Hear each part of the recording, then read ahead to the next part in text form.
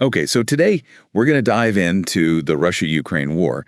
And, well, it's a situation that seems to be changing constantly. Yeah, definitely. There's been a lot of talk about a negotiated settlement, but, trying to figure out what that would even look like, it's kind of a puzzle. Yeah. We've got articles, expert opinions, even some speculation on what the major players might be thinking. Right. And it's a lot to process. It is. One thing that really stood out to me was President Trump's statement that this whole thing, the war, could be over in just weeks if it's handled the right way. That's definitely a statement that gets your attention, right? Yeah, it makes you think, is that kind of is a fast resolution like that even possible? I mean, think about how complicated everything is, all the geopolitical stuff going on. Right, exactly. So many things happening at once. And then to make it even more confusing, Trump also says that a deal, it's not guaranteed. Right.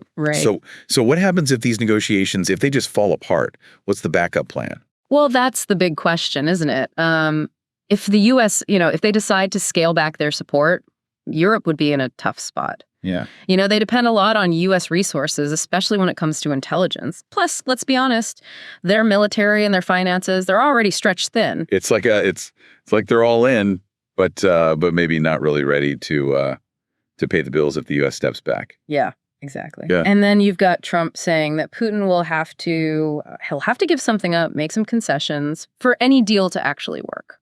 That sounds, maybe a bit optimistic. Is that really something we can expect to happen? It's definitely a risk. You have to think what Trump sees as negotiable, Putin might see as completely different, And that kind of mismatch could easily mess up the whole process. Right. When you're dealing with people you don't really get along with, especially in diplomacy, it all depends on knowing where the lines are, what you can't compromise on, and believe it or not, building some trust. Yeah. Trust in this whole situation. It seems pretty impossible, especially when you add in Trump's idea about the U.S. maybe getting involved in mining those rare earth minerals in Ukraine as part of a deal. Yeah, that's an unexpected twist, isn't it? It makes you think, how does that fit into what Russia wants, especially their whole stance on controlling territory? So does that give Russia more leverage when they're talking to the U.S.? Like, you can mine here, but we set the rules kind of thing. Oh, it definitely adds a whole new layer to an already super complicated situation. Yeah. Any agreement about those minerals, it would have to mean the U.S. and Russia find some kind of peaceful resolution, which could end up giving Russia more power in the negotiations. Okay, so we've talked about the U.S. maybe changing their focus and Europe maybe not being as committed as they say they are. Right. But what about the bigger European perspective? From what I've seen, it seems like there are some pretty big differences between how the U.S. and Europe see what the end goal should be. You're right. It seems like Europe's main priority is keeping the Western alliance strong and making sure the U.S. stays involved in Europe as a way to balance out Russia's power. Right. It's less about Ukraine specifically and more about that whole geopolitical chess game. Okay, I see.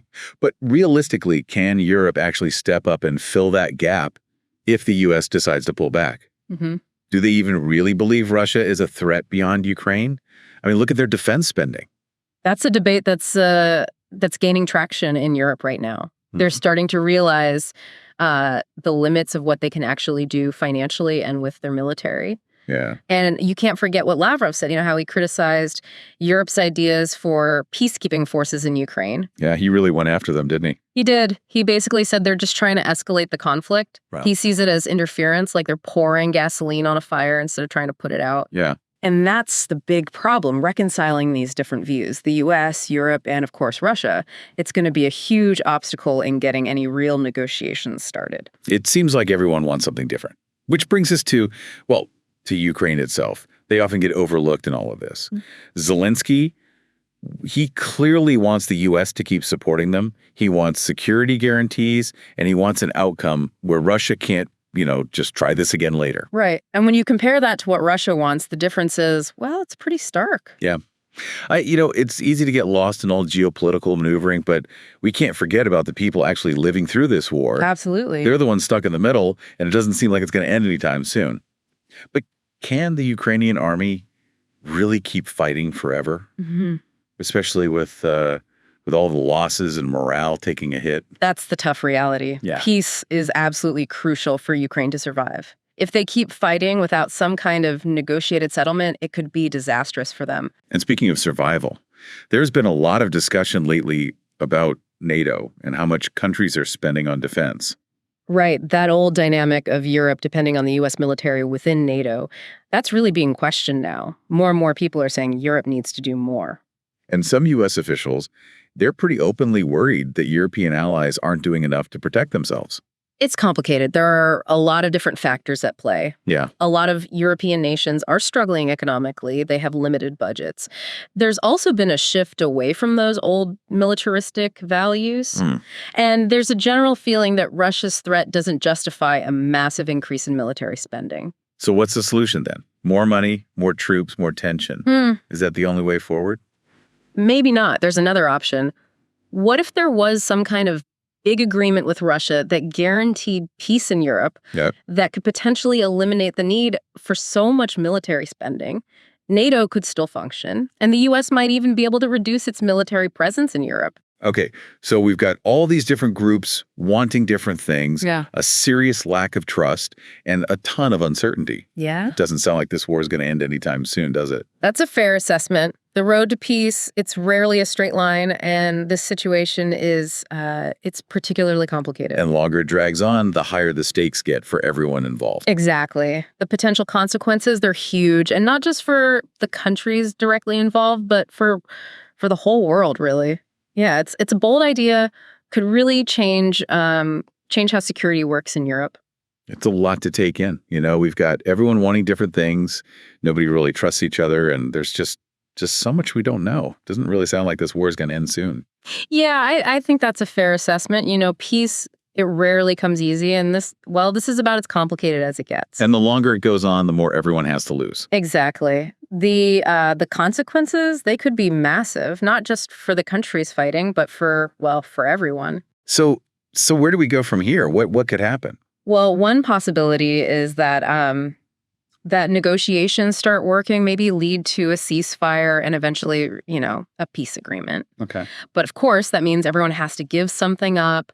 They have to be willing to listen to each other's concerns and actually try to find some common ground. It sounds good, but is it realistic? Yeah. Especially with all the anger and mistrust going around. It's definitely not easy, but it's not impossible. One way to start building that trust is to take small steps. Right. Maybe exchange some prisoners or agree to let humanitarian aid through. Things like that. They might seem small, but they can help create a better atmosphere, and pave the way for bigger talks. So showing you can be trusted, even in small things, before trying to deal with the really big issues. Exactly. And along with that, you need clear communication, direct talks between high-level officials that can help clear up misunderstandings, make sure everyone's on the same page, and maybe find some areas where they can compromise. So less public arguing and more behind-the-scenes diplomacy. Exactly. Quiet, discreet, focused on finding solutions. And it's important to remember, negotiations, they don't happen in a vacuum. They're affected by a lot of things: domestic politics, public opinion, what other countries are doing. So it's not just about what happens at the negotiating table, but the bigger picture too, right? Right. And that bigger picture, it can be unpredictable. Sanctions, military aid, even just what people are saying publicly, all that can change how negotiations go. So it's like a balancing act. You're trying to create the right conditions for talks, but you also have to keep the pressure on the other side to make concessions. It's high stakes diplomacy. There are no easy answers, no guarantees. And like we've been talking about, there are just so many different perspectives and agendas at play. Makes you wonder, whose interests should come first in a settlement? How do you balance what Russia wants with what Ukraine wants? And what about Europe's interests? And the impact on the whole world? It's like trying to juggle, a dozen flaming torches. Yeah, it's a classic dilemma in international relations. Do you prioritize the stability of the whole system, even if it means accepting compromises that might seem unfair to someone? Or do you stick to those principles of self-determination and territorial integrity, even if it means the conflict keeps going and things could escalate even more? Tough choices. They are tough questions.